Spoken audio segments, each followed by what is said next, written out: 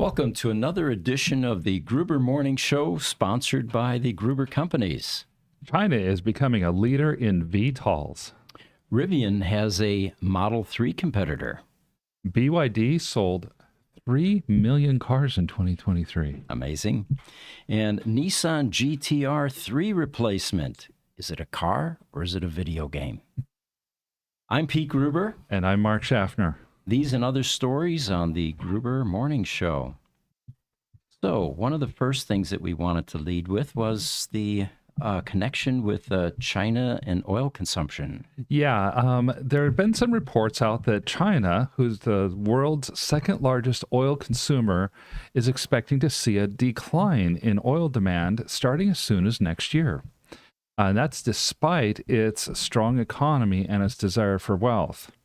Now, this decrease would be due to China's proactive measures, such as lowering consumption on a per-person basis, expanding open-air traffic and high-speed train networks, and then increasing the use of electric vehicles, with 40% of new car registrations and 70% of the smaller 2- and 3-wheel kilometers being electric. Growth in the electric truck sector is also outpacing oil-based trucks.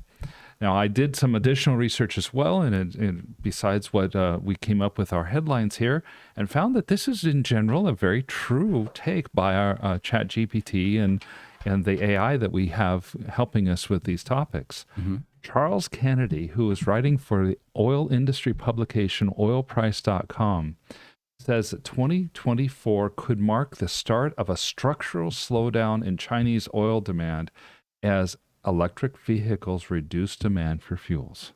About time, huh? It's about time.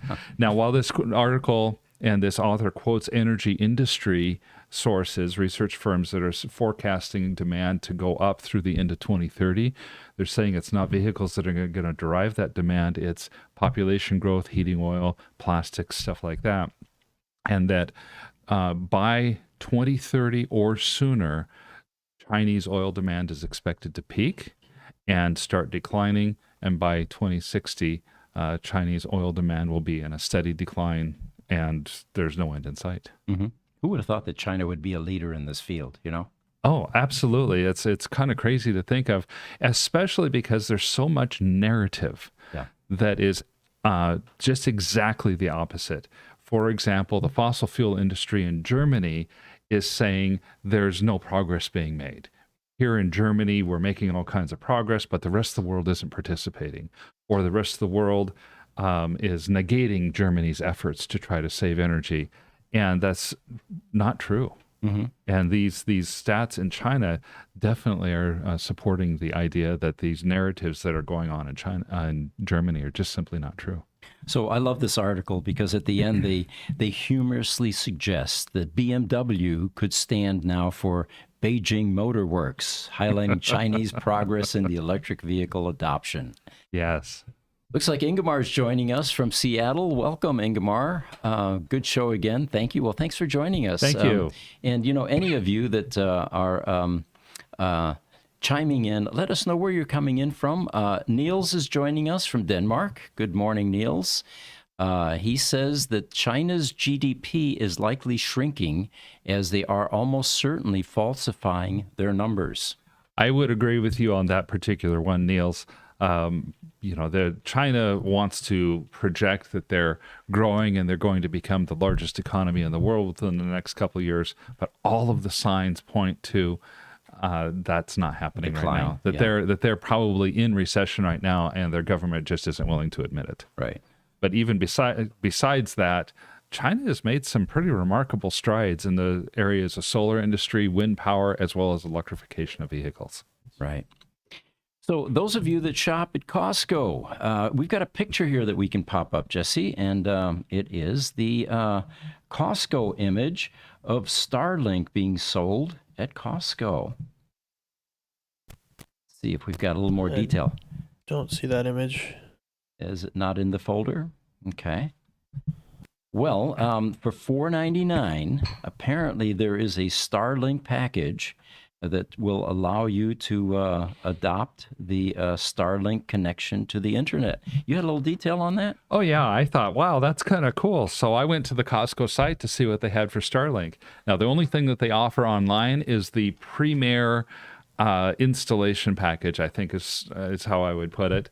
For $2,500, anyone can order the Starlink hardware kit. It comes fully complete with mounting hardware, the satellite dish, and even 2 months of service credit on the Starlink plan. So I went to Starlink and looked up, okay, how much is a Starlink plan? It's about $120 a month, and you'll get anywhere from 50 megabit to 250 megabit download speeds. Typical download speeds are about 100 megabits.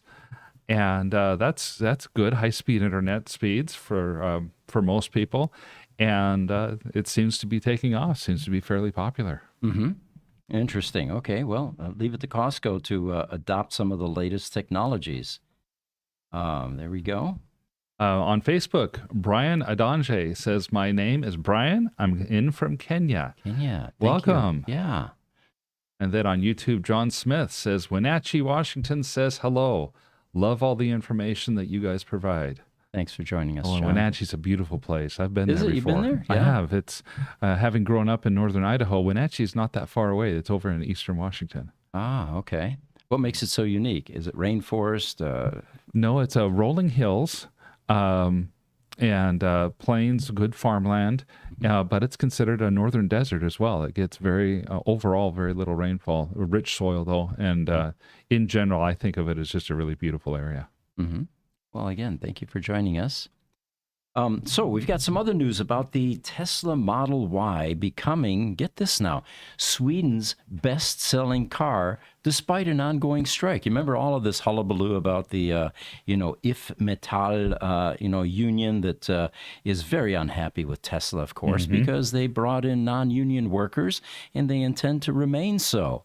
Well, despite having its hands tied behind its back, Tesla, due to ongoing protests and strikes from trade unions, If Metall and its allies, Tesla Sweden performed admirably in 2023. So notable was Tesla's performance that in the Swedish auto market, the Model Y crossover actually became the country's best-selling car that year. That's amazing. Yeah.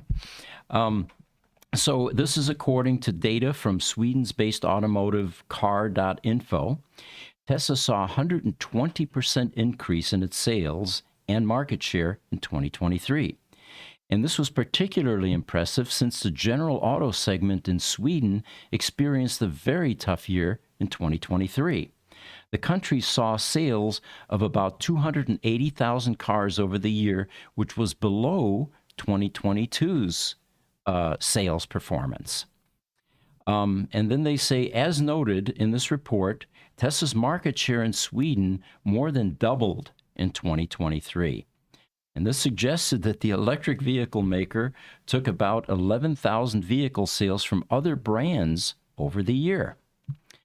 And interestingly, it was Kia and Volvo together that saw a decrease of about 11,000 new vehicle registrations.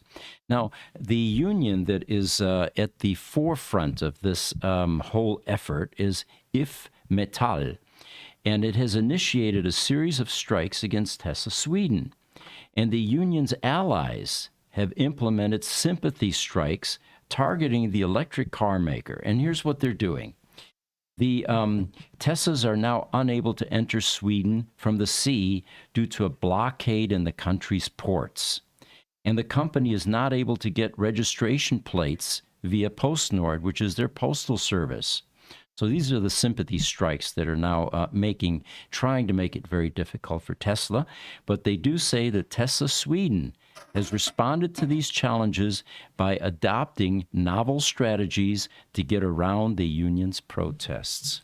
This is shaping up to be a really big fight to these unions, and there are about 15 unions across 4 Scandinavian countries, including Sweden, Denmark, Finland, and Norway, that are all participating in these sympathy strikes.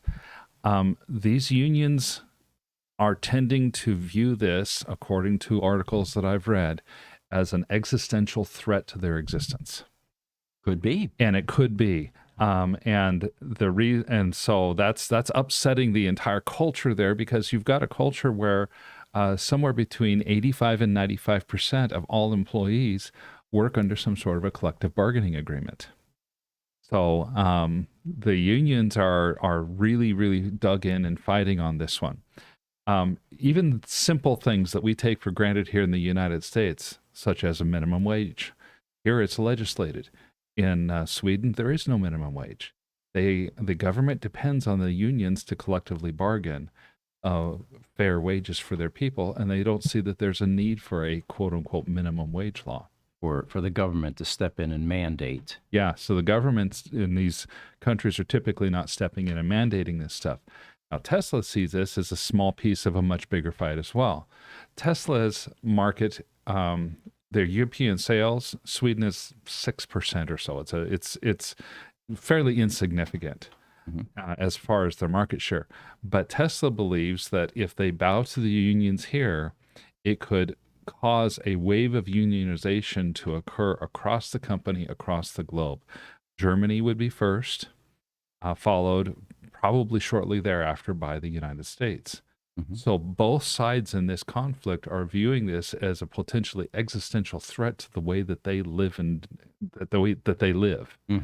That means that it's going to be really difficult for this particular conflict to get resolved until these, in my opinion, until these two parties can de-escalate all the grandioseness that they're putting around the conflict and focus on just the issues that they have right there.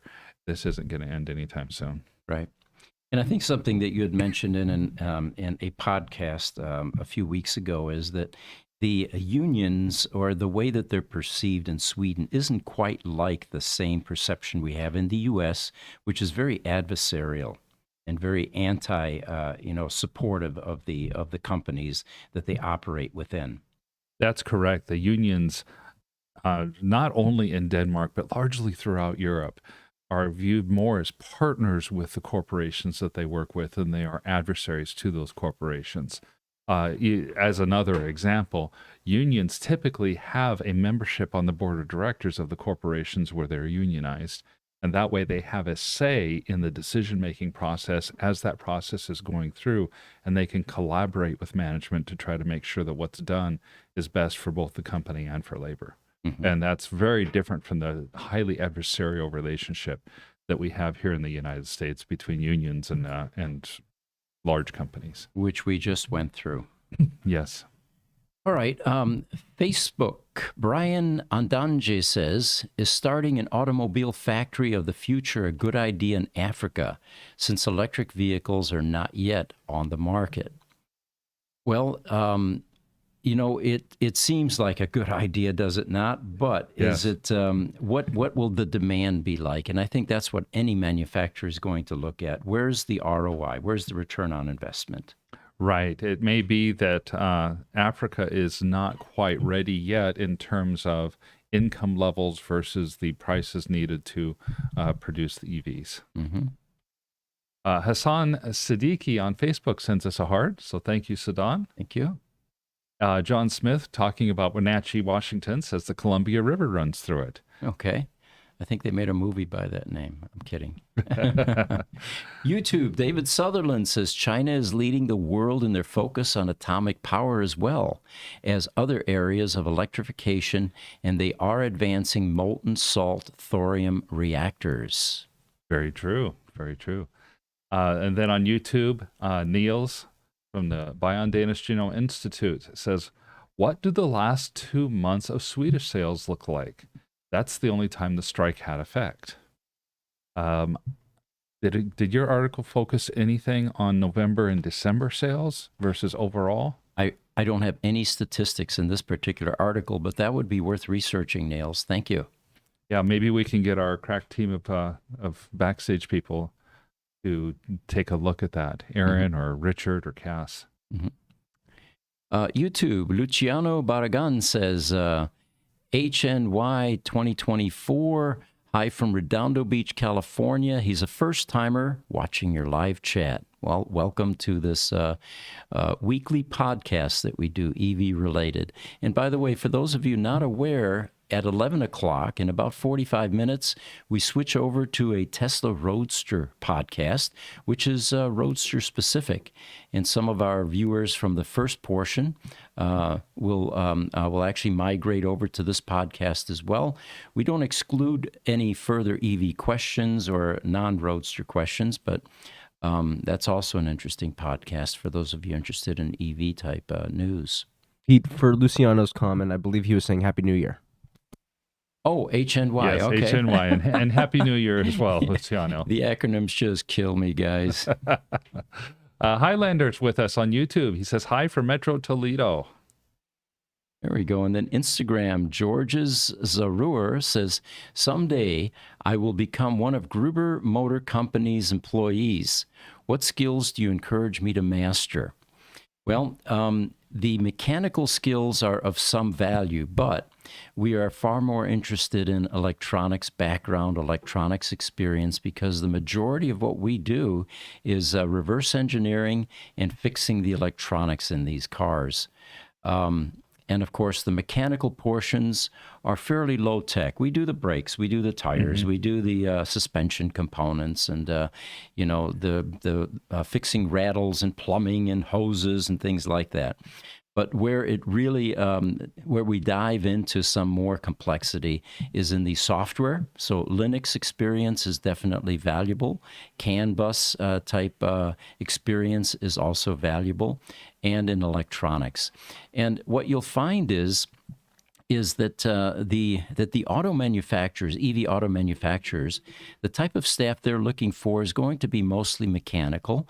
It's because if there is a bad part in the car, electronics related, they simply go to the parts room and swap it out, and they keep swapping until they fix it.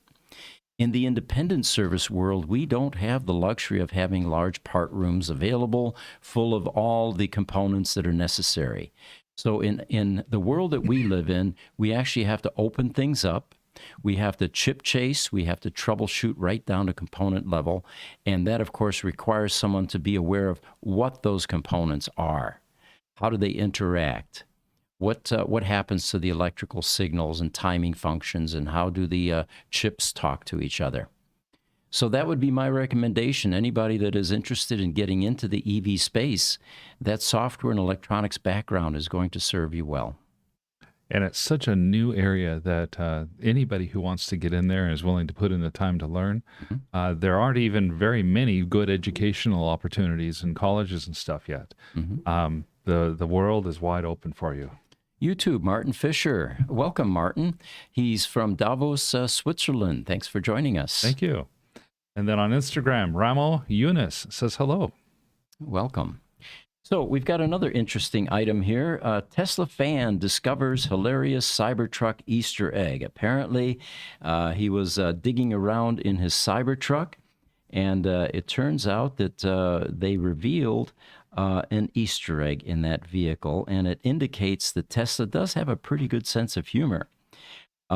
As the article says, both Musk and Tesla are more than willing to poke fun at themselves, as hinted at by this hilarious Cybertruck Easter egg that was recently shared online. So in a YouTube video, this Tesla owner, Dennis CW, all one word, shared that he accidentally chanced upon the Cybertruck Easter egg while trying to reactivate the screen of his all-electric pickup truck, the Cybertruck. So this particular Easter egg is funny, he thought, because it poked fun at the original Cybertruck prototype's ill-fated armor glass demonstration, which ended up cracking the vehicle's windows. And it turns out that actually Elon then also chimed in on X, and he put it in perspective. He says, "We like to put little fun Easter eggs in our cars. Small, unexpected delights that are part of what makes life worth living." You know, this is just, it's such a fun thing. It's nice to see that they're not taking themselves too terribly seriously in this particular case. And then, of course, we have the bodily noises in the Tesla vehicles, which my granddaughters just simply thrive and love, you know. But yeah, it's a fun car company. Looks like we've got some more. Oh, there's a picture. All right, there we go. We're going to play that video.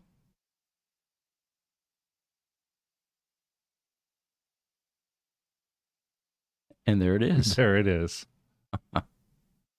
And he's got his camera in hand because he's documenting this whole process. Thanks, guys, for finding that. Thank you. All right, Instagram. George's Razur says, that's awesome. I work as a Peugeot mechanic and I study electrical engineering. Well, you're in the right field then and getting the right on-the-job training. Definitely. On YouTube, Khaled Mohammed says, how are you? And sends a rose. Thank you, We're Colin. doing well, and thank you. Yeah, thanks for joining us. YouTube, Highlander.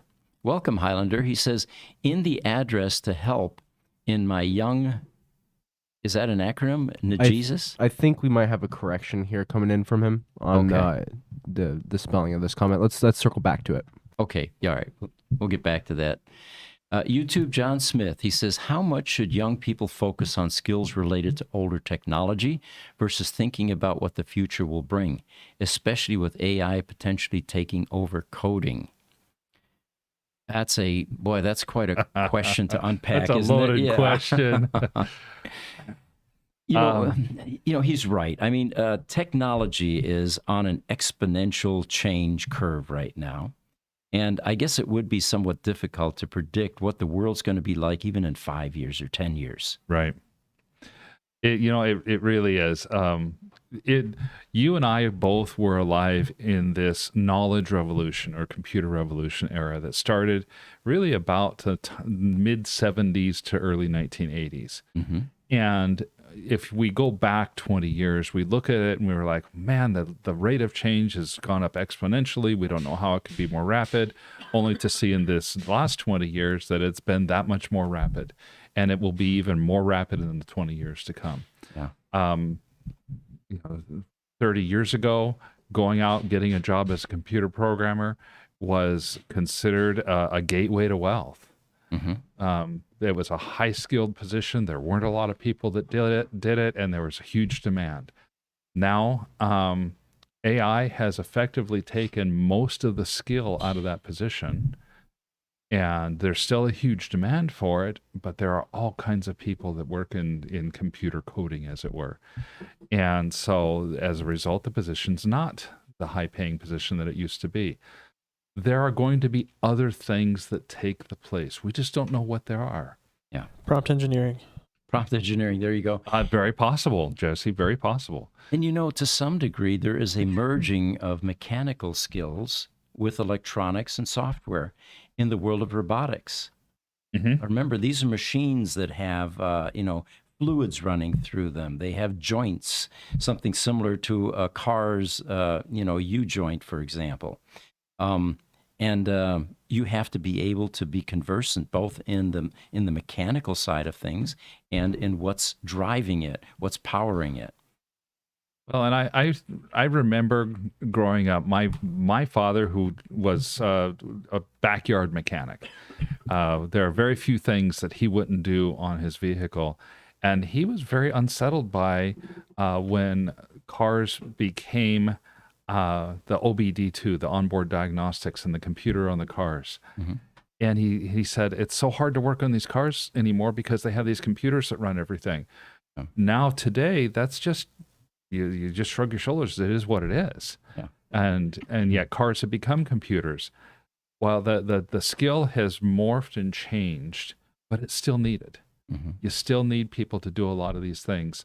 And any time that there will end up being an intersection of knowledge needed, a high demand, and low availability of people who can do the skill, you're going to find new industries open up and blossom. Yeah. And curiosity is a vital component of all of this. I remember as a kid, and I'm going to date myself here, but who cares? I used to, as a kid, repair television sets. And the way you did that back then was you opened up the back of the TV and there were floor standing models full of tubes. Mm-hmm. And you unplugged all of the tubes, put them into a brown paper bag. Hopefully you didn't fall on the way to the drugstore to test them, right? Which Yeah. I did one time. It was very painful because I had Ooh. no money, and of course tubes break, they're glass.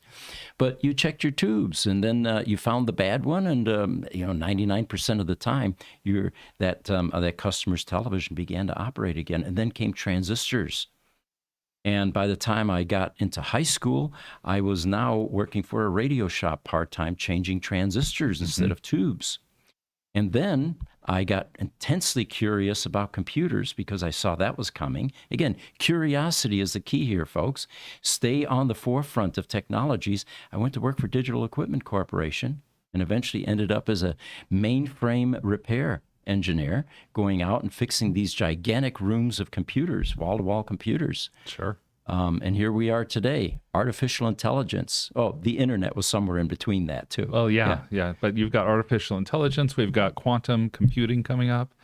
And that's going to be, it's going to take everything that we know about computing and dump it in the trash can of irrelevance. Yeah.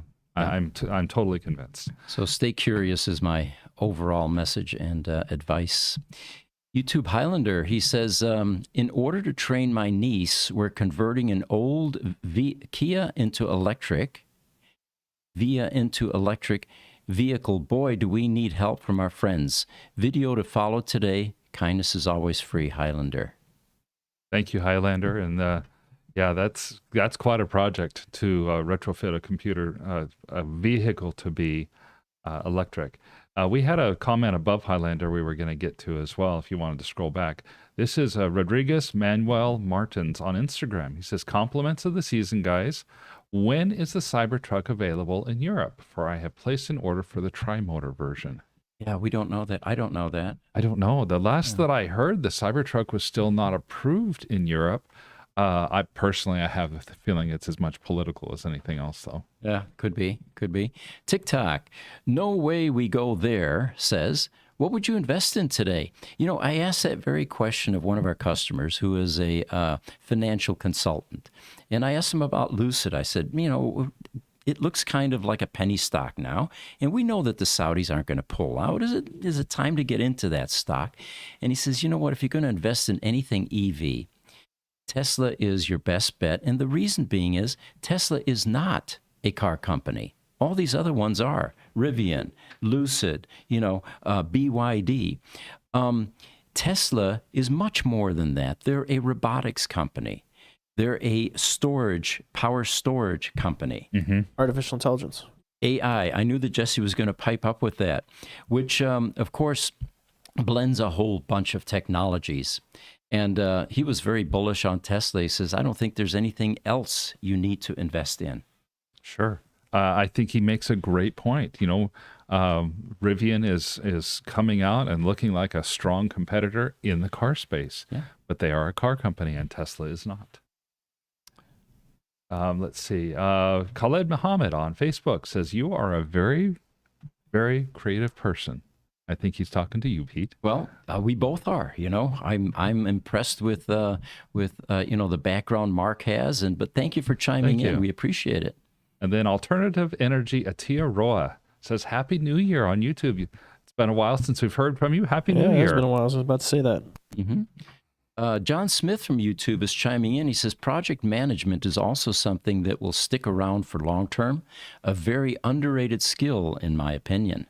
John, I completely agree. I happen to have a degree in project management, and I have found that even though I'm no longer managing projects actively, the prior job that I had was, that those skills go across industries.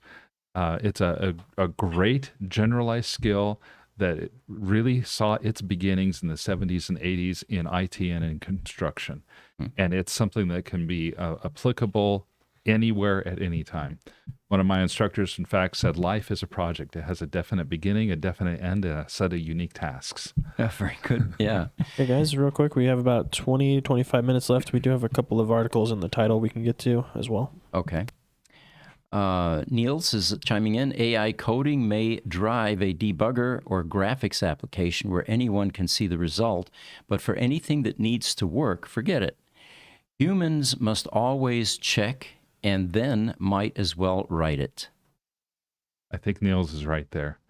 Well, while AI is going to have fantastic, wonderful results, ultimately, it's the human's ability to learn that's going to keep the humans on top of AI and always needing to fact check and do things that AI just won't be able to get to. And then YouTube, Khaled is chiming in again. He says, I am from Jordan, and I am your biggest follower, and I also work in the field of electronics and energy. Well, thank you. Thanks for being on here with us. On TikTok, no way we go there. Says Tesla is a software company. We left that one out, didn't we? We did leave that one out. And in fact, that's what Elon has said himself, is that Tesla is a software company. Yeah. YouTube, Luciano Barragan says, what's the latest update on the Gigafactory in Mexico, or on hold or moving ahead? Oh, they're very much moving ahead. They're not operational yet, of course, but what we predict or expect is that it will probably be a timeline, maybe not as aggressive as Shanghai, which is operational in just under a year, but without the heavy restrictions and all of the red tape that you'd have to go through here in the U.S. or Germany, for that matter. We think that Mexico is going to be operational soon.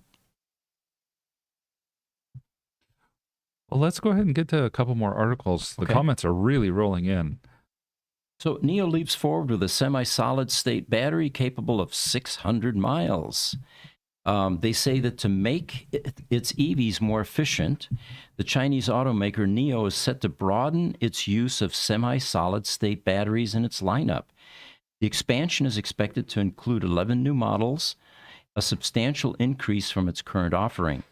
They say that NIO's journey began with solid-state batteries, or its journey with solid-state batteries began with the introduction of its 150 kW battery pack, which was first unveiled January 2021. This battery, they say, signaled a new era for the company's flagship ET7 electric sedan. And despite initial delays, the first batch of these innovative cells were delivered by NIO's partner, Lion, in July of 2023.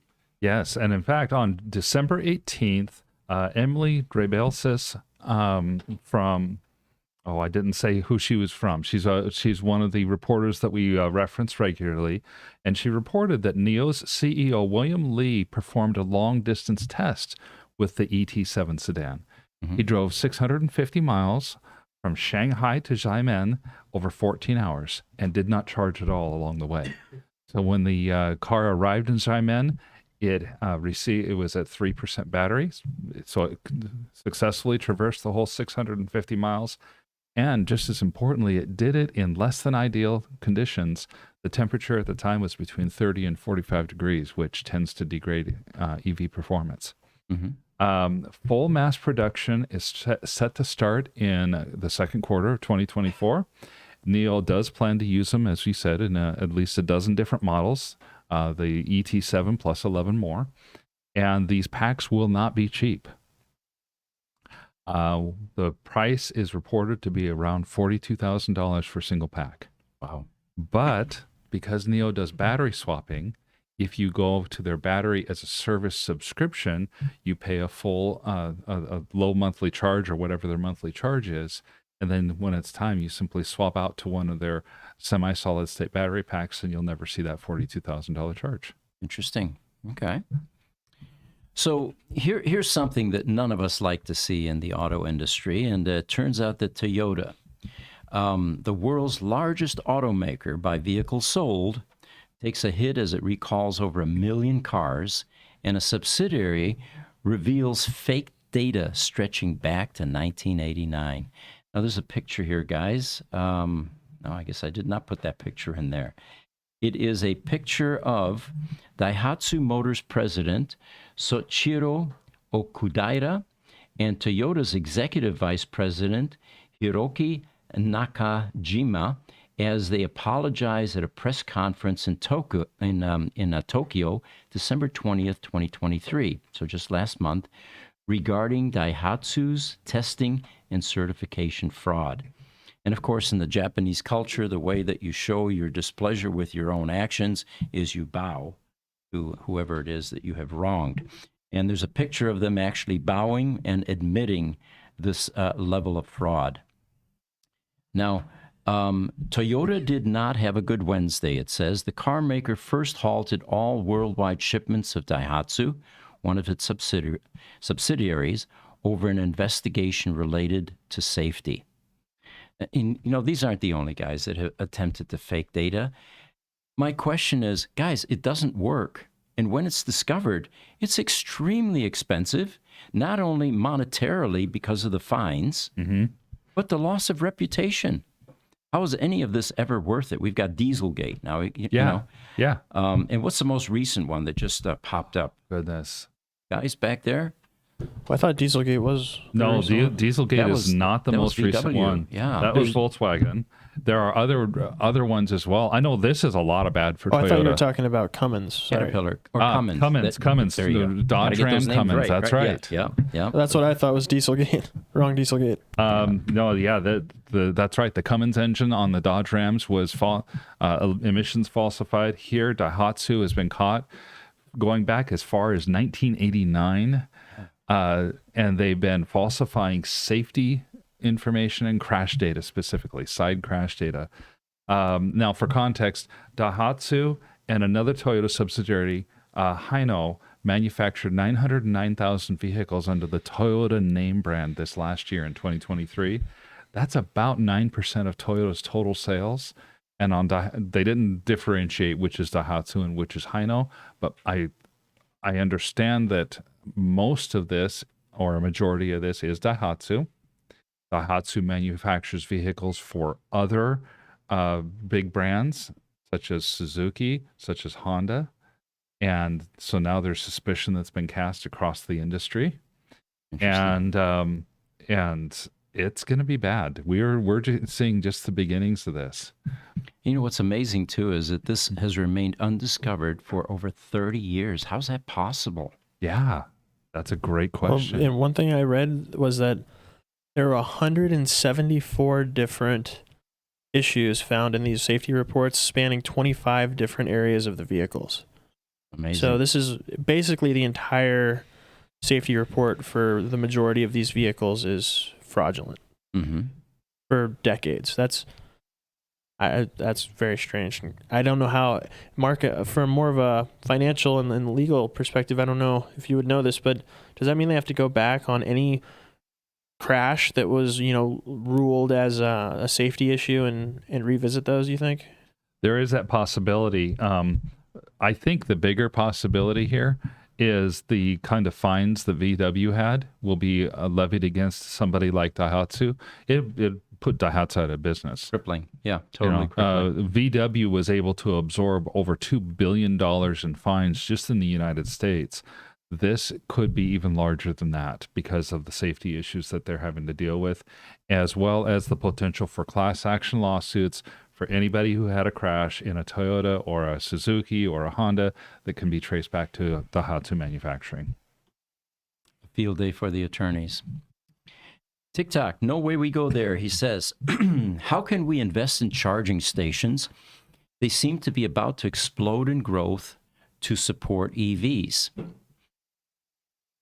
Well, there are a number of charging infrastructure stations are on the stock exchange. If you can go and buy ChargePoint, you can buy Blink. I believe you can buy Electrify America. I don't know that for sure. But ChargePoint and Blink are two of the biggest ones that you can buy.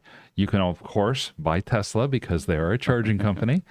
And no way we go there. That is, there's a lot of goodness in the idea of investing in the infrastructure. So far, beginning of 2024, we have exactly 0 of the 500,000 promised charging stations built along our interstate system with the Inflation Reduction Act. So there's a lot of buildings still to go. On YouTube, Highlander says, I'm making the young ladies clock in so they can get their 8,000 hours for their journeyman's card. That's for electrical. Good idea, Highlander. Niels is saying, of course, one can submit small contained AI code to unit tests, but most software is not small pieces like that. It's a body that constantly morphs to fit needs. One thing I wonder on software, well-written software is a collection of procedures and functions. Each procedure and function takes one data point or highly related group of data, does one manipulation to that data, and then presents out one output. to that data point or group of data. Is AI following that process to make truly modular code like that? If so, it could really speed up the coding process. YouTube Highlander says, I think I mentioned before that Dad would take me to the ENP Atlantic and Pacific grocery store to check the tubes, and then he made his own tube checker out of a 45 record player. That was the A&P. That was the only grocery store within walking distance. We never had a car until I got into my teens. But yeah, that was the one within walking distance. And I don't remember them having a tube checker. For us, it was the drugstores that used to have the tube checkers. That's funny. Well, it sounds like he took a record player and converted it to be a tube checker, which you think about those little record players, they were size of a suitcase. They would open up really easily. Perfect. You probably could make a tube checker out of that pretty quickly. Yeah. Highlander as well says, thank you for exposing me to ChatGPT and, Jesse, to the fusion industry. Yeah, ChatGPT is addicting. Then, of course, there's Grok, and there's also Bard, B-A-R-D. Those Microsoft ones we're using. Also released Copilot, which is their version. It's out now as well, a different one. And you know what? Chiming in here, I know this isn't an AI podcast, which is tomorrow, by the way. I find that using all three that we're familiar with or subscribe to, and now there's a fourth that we'll probably subscribe to, you tend to get expanded results. And when you accumulate them all, you've got a much more rounded result. And we use that typically for some of our scripts for the videos. And So how long is it before you end up with some sort of AI that looks at all of the AI engines that are out there and then simulates and compiles a synthesized synopsis based on what's going on with all the different AI engines? I can't wait, Mark. If those AI developers out there are listening, that would definitely be something that would become popular. TikTok James Hill says, I don't see Ford or GM staying around. They're so far behind Tesla. Your thoughts? Well, we were doubtful before the UAW strike, which now gave them an additional item to worry about, which is much higher labor costs. We'd love to see them stay around, but my prognosis is there will be some failure. Our government will step in and begin to bolster and prop it up just before they go bankrupt. So it's a very pessimistic outlook, but it's going to be very difficult for those types of companies to pivot and to switch over to EVs. Yeah, I think the government might go ahead and say that Ford and GM are too big to fail, like they did back in 2008 with GM and with Chrysler at the time. Mm-hmm. What I could see is Ford and General Motors both ending up being owned by some other company. Wouldn't it be something if Tesla ended up owning Ford in a few years? Yeah, that would be amazing. On Instagram, Rodriguez Manuel Martin says, is there a possibility of having a Tesla repair installation in Europe for future problems? I think he might be talking about us as an independent. Yeah. In the world of independence, it's difficult to scale. And the fundamental reason is labor sources. It's very difficult to find skilled labor like the ones that we have that are very broad, that are able to component level troubleshoot software and do all the mechanical. And then, of course, the final problem is the amount of business available. At least for the specialty items like roadsters, there just aren't enough out there. 2,000 left in the world. So we continue with the business model, which is that customers ship their cars to us for the complicated repairs. Yeah. No Way We Go There has a comment back to James Hill about seeing Ford and GM staying around. That makes a lot of sense too. Both of these companies have a lot of large government contracts in military and local governments, and that may help them survive. Mm-hmm. That's very possible. And then on YouTube, Highlander says he hopes to see Gruber Motor Company in Muskegon, Michigan this June. Are we going there? I don't know. No, I haven't heard yet. So, Luciano Barragon on YouTube, do you guys know if Tesla might be planning to allow third-party applications in their vehicles? For example, someone might have a good idea for an app that could run in your Tesla mini high-performance computer. Boy, there's a slippery slope. With all of the attention that gets placed on Tesla when there's a crash or when full self-driving is involved in some way, it would be very difficult for the risk management teams within Tesla to allow third-party software like this to take over portions of the vehicle. Yeah, I've heard rumblings in the past about Tesla beginning to allow some sort of third-party applications, but it would be coming through an app store that's Tesla curated and would only work when the car is effectively off, when it's in park. It is kind of a slippery slope, though. Mm-hmm. It's a difficult one to get past the legal teams within those companies. TikTok, no way we go there. He says, how can the grid support the projected EV goals in the next 10 years? We asked that same question a couple, 3 years ago or so, researched a video, put it together, and it turns out we were amazed that the infrastructure expansion and development in the power grids is well underway.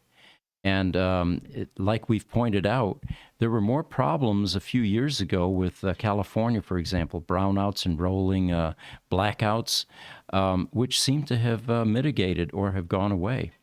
And of course, you have the explosion of alternative energy sources, solar, for example, being a big one. So far, the grid is not reacting to any explosion in EVs. You know, another thing that people have not talked about a lot, but it does get mentioned every once in a while, is the movement of demand on the grid. A lot of EVs get charged overnight, so that puts demand on a grid at a time when the grid is usually at or near its lowest demand point. So while there's overall higher 24-hour demand on the grid, the highest high peaks are not there. Right. Good point. Niels is saying from YouTube, he says, remember the like button. Yes. If you like what we're presenting, hit that like button, subscribe. That is the mantra, of course, for anyone that's on social media. We've got a couple more articles we probably want to get to since we're getting close on time. So Rivian says that the R2 will be its best Tesla Model 3 moment.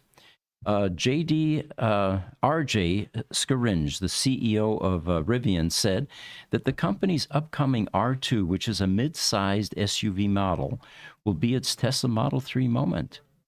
He previously said that the R2 will start around $40,000 to $50,000 and is expected to be unveiled next year. That's actually this year now. Since this article was released end of 2023, before launching sometime in 2026. And that's from an electric article, by the way, for those of you interested in getting more details on that. A lot can happen in 2 years, I realize, but this looks to be pretty remarkable as a vehicle when it comes out. Rivian is going to be going out with its R2 SUV first, it looks like, and that's because they've seen their demand flip. When they first came out, they had the R1T pickup truck, and then they produced the R1S SUV. And their demand was about 3 to 1 for three pickups for every SUV. RJ Scaringe in the article also said their demand had flipped in the latter part of the year, where now there are being 3 SUVs sold for roughly every 1 pickup truck. Fascinating. And so they're gonna do the R2S SUV, small SUV, out first. I'm excited about it. One other thing Rivian said, this will be eligible for the EV tax credit, even with the stricter 2026 guidelines when it arrives, because they're manufacturing their batteries in the U.S. with U.S. sourced materials. That could be a big item. You bet. Tenori Hutunen from TikTok says, who is Gruber? Well, I'm Pete Gruber, and this is Mark Schaffner. YouTube Highlander, he says, my apologies to the video team, but we're really working hard. I'm converting this little converto. I'm using a little keys here, guys. So from now on, I'll just send email to you guys. It's probably better that way. Okay. Well, Highlander, you're good to go. We'll interpret as well as we can as we go. On Martin Fisher, also says there's a good independent repair shop in Germany called AT Zimmermann for Teslas and EVs. Now, that's one I had not heard of. We're usually familiar more so with the roadster repair organizations. Mm-hmm. I know that's that there good are to know. more Tesla Roadster repair organizations in Europe than there are here in the U.S. even. Seems like a lot of Yeah, really talented yeah. people over there in Europe. Yeah, good point. Good point. We'll talk about that in the Roadster podcast at 11 o'clock here in about 10 minutes or so. All right. TikTok, no way we go there. Tenori Hutunen, he's talking to. He said, these guys are the best Tesla repair experts on the globe. Very smart and honest. Well, thank you thank very you. much for that endorsement. And then Tenori replies to No Way We Go There and says, yeah, I know. I just wanted to know where the name Gruber comes from. Well, Gruber is actually a very popular name in southern Germany, and I'm from Bavaria. I was born there, Rosenheim, Germany, south of Munich, on the Austrian border, basically, right at the foothills of the Alps. And it's so common there that as you're walking down the street, you'll see a truck going by you with a big logo on it that says Gruber, or stores, for example, that are Gruber. So it's like Smith in the UK. Yes. You were talking about a new car that Nissan has put out. Why don't you tell us about that? Well, the GTR was really one of Nissan's flagship vehicles, if you remember, a performance sports car. Yeah. And it was 22 years ago that at the 2001 Tokyo Motor Show that Nissan wowed the automobile world when they revealed the R35 GTR. And now in 2023, they've got something very similar, a concept that will become the next GTR. And this was revealed at the 2023 Japan Mobility Show with a lineup of no less than 5 EV concept cars that preview a smarter and personality-centric future for automobiles with the hyper-urban, hyper-punk, hyper-adventure, hyper-tour. Each concept vehicle is focused around a specific purpose or personality. In essence, freedom of expression for hyperpunk, they say, and envisions a future where vehicles are tailored in the same way. The centerpiece, however, is a high-performance concept car called the Hyperforce. We have a picture of this here, guys. If we can bring up the Nissan, the first one, the Nissan 2, we'll be able to see what this looks like. And they say that this concept will evolve to become the successor to the GTR. And they say that they've been liberal with their aesthetics in these 5 concepts. They definitely do look like sports cars. Again. Oh, they do. Yeah. They do. And it's the very rigid lines, or the sharp lines on these cars. If you can, once we bring up the picture, you'll get to see those. It kind of reminds me of a throwback to the 70s with some of the really sharp lines that you had. The angular lines, yes, like in the Countach 5000 series. Yes. Okay, so for some reason the folders aren't working on this laptop. Can you tell me the name of this vehicle again? I'll just look it up. It is called a Nissan Hyperforce. It can produce upwards of 1,000 kW of power, and in terms of horsepower, that amounts to about 1,360 horsepower. Now, this is in a 2-seater sports car. It looks like a 2-seater. Let's assume that. Yeah, and you know, my favorite thing, I did a little bit of, again, article reading and research on this. Mac Hogan from Road and Track had one mention of a cool, to me, just a cool thing. For you video gamers out there, you can turn this car into your own full-on gaming console. I looked at that car and I was like, that thing popped out of a video game. There's no way that this came from somebody's brain hole without playing video games. Yeah, and if you strap on a virtual reality helmet and keep your vehicle parked, you can actually use the car's controls to compete in online racing or time trial videos. So it's a simulator. It's a simulator. That's awesome. Yeah. Well, here's what Nissan's president and CEO Makoto Uchida says, that these 5 concept cars represent a future where safer, cleaner mobility doesn't have to sacrifice passion or dreams. I know we're just about at time, but there's one more thing we wanted to mention. BYD sold 3 million cars in 2023. And we've got a graph for that. Is that available? Yes, it is. And it's a very linear graph. If you guys can pop up BYD sales, it is amazing. Yeah, unfortunately, I can't pull that up. Okay. We're out of time as well. The folders aren't working. I got to resolve that on this laptop. Okay. Well, just one quick item. China has successfully conducted tests on a 2-ton VTOL, and we'll report on that in the next podcast then. We're getting ready for our Tesla Roadster podcast, so we appreciate all of you joining us. Hang around for 5 minutes or so, and we'll reignite as a Tesla Roadster podcast. Take care.